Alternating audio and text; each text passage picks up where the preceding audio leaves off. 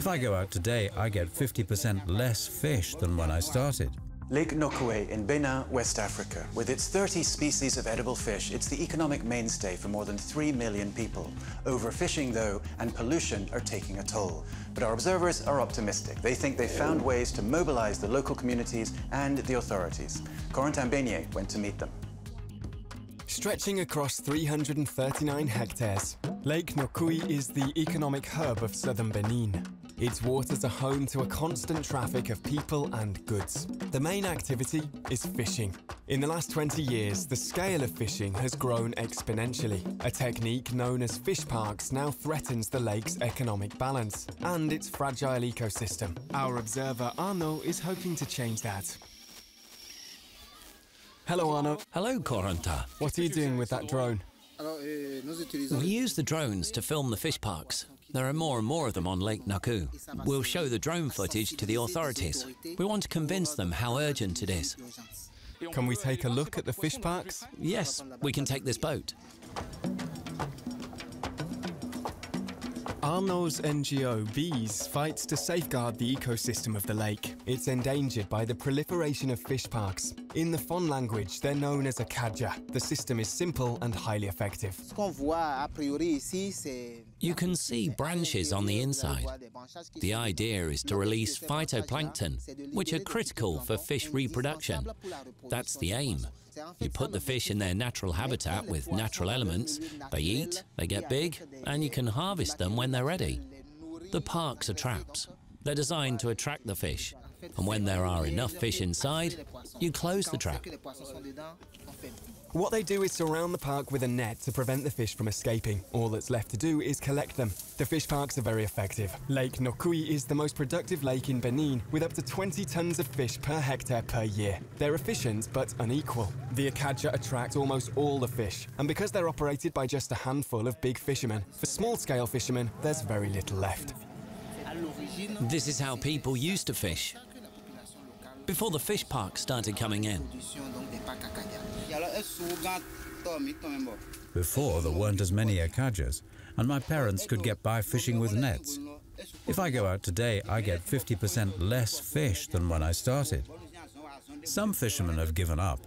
They've moved to big cities to find another job. Is that what he's caught since this morning? He started at 8 a.m. and that's all he caught. So it's 11:30 a.m. now. That means in 3.5 hours he's caught only these fish.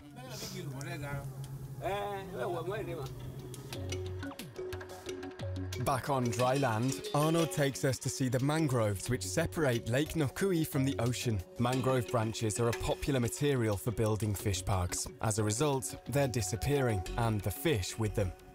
The entire shore used to be covered with mangroves like this. They were used to make akaja. Their stems are cut like this.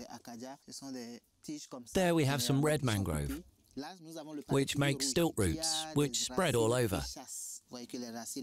They become a spawning ground for the fish. They reproduce down in the roots. There's a direct cause and effect.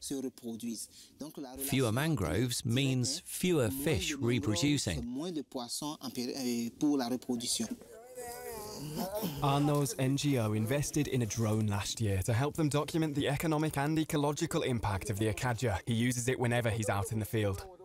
The government officially banned mangrove cutting back in 2016, but we saw that the ban wasn't being enforced. So we decided to go and film some images so the authorities could see what state the mangrove ecosystems are in. We've been lobbying the authorities on these issues for 4 years now.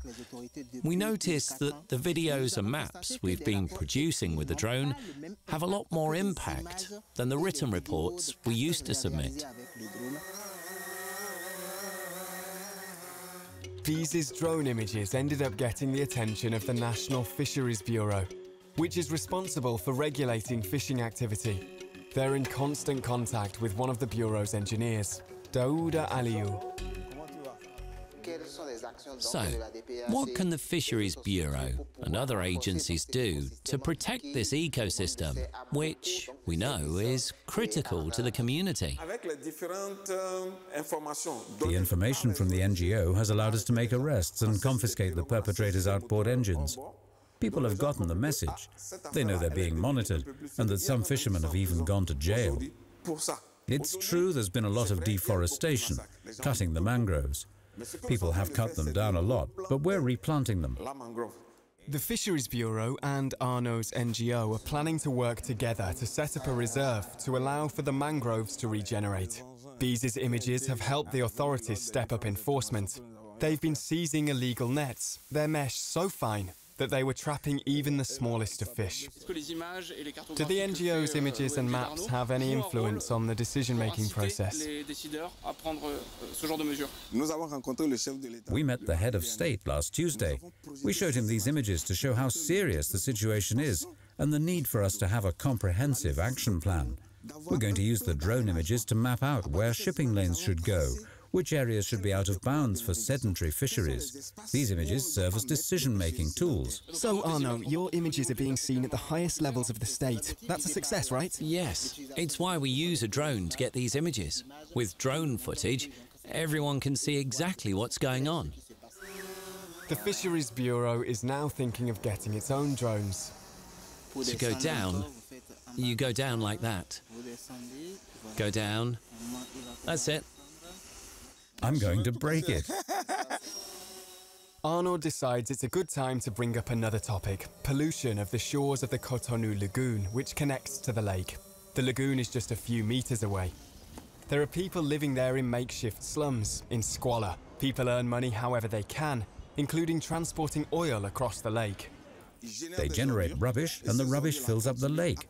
It degrades the environment and the ecosystem, and it prevents fishery resources from developing. The drone images have allowed local officials, mayors and district heads, to have a clear picture of the state of the shoreline. They weren't aware of the extent of the damage.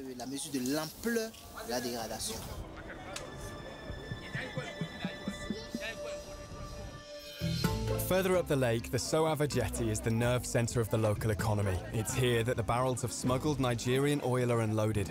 This is where we meet another of our observers, Donald Uwesu and his team. They're tackling another form of pollution, natural this time round. Their NGO, ASED, supports 150 vegetable farmers and at the same time combats water hyacinths, a South American plant introduced to the lake in the 1980s. The plant is beautiful, but highly invasive. It's clogging the lake and its economic activity. You can see there that the channel is totally blocked. The driver has to remove the hyacinths from the engine so we can get through. The traffic lanes end up getting blocked. When the farmers bring their produce to market, they're sometimes blocked mid-route because they have non-motorized canoes. And it's very hard for non-motorized canoes to find a way through. It makes it hard to fish too. Take a look at this plant. It's full of water, which makes up about 95% of its weight. It traps the oxygen and prevents fish from breathing, so they die. The water hyacinths are a real threat to the lake's economy, but ASED and the farmers have developed a new technique for collecting the plants. Before, people used to get into the water, collect the plants, fill up their canoe, and head back to the shore.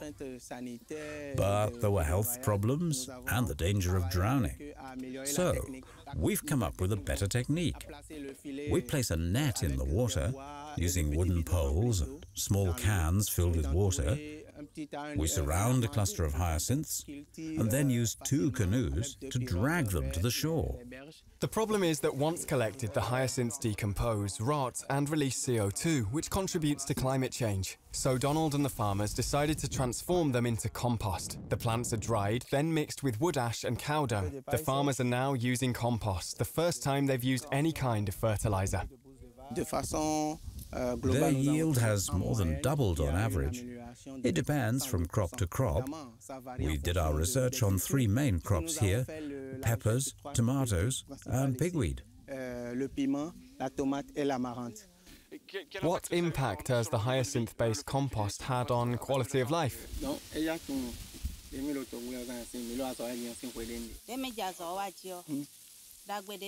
The fruit and vegetables are larger and better looking. They're easier to conserve too. That means they can be sold more easily at market. Generally speaking, our quality of life has improved significantly. In 5 years, 5,400 tonnes of hyacinths have been transformed. The next step will take place at the end of May with the inauguration of a biodigester. Fueled by hyacinths and household waste, it will produce biogas. The farmers can use it for cooking instead of wood. Transforming a natural menace into a resource. The initiative has been a success, and not only with the farmers. The NGO also supports women who weave craft items using dried hyacinths.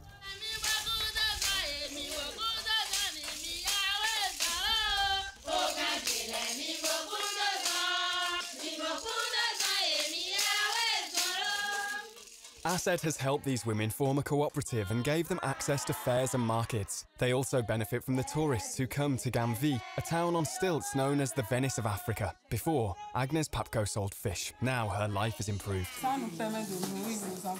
It allows us to feed our children, to buy them clothes and send them to school. Women are able to give something to their children. One of the women here has a daughter who wanted to get a sewing diploma. We took the money we've made from selling our products and put it together to pay for her course. So it's an apprenticeship, is that right? Yes, her daughter got her diploma. Okay. Other towns around the lake are hoping to set up similar projects. Our observers are optimistic. If the authorities deliver on their promises and the local residents continue to work together, Lake Nokui will one day regain its full potential. Their projects have already shown that citizen initiatives can have a direct and positive impact on their community. That's it for this week. We'll be following our observers' progress on our website, observers.france24.com. I'll see you next time.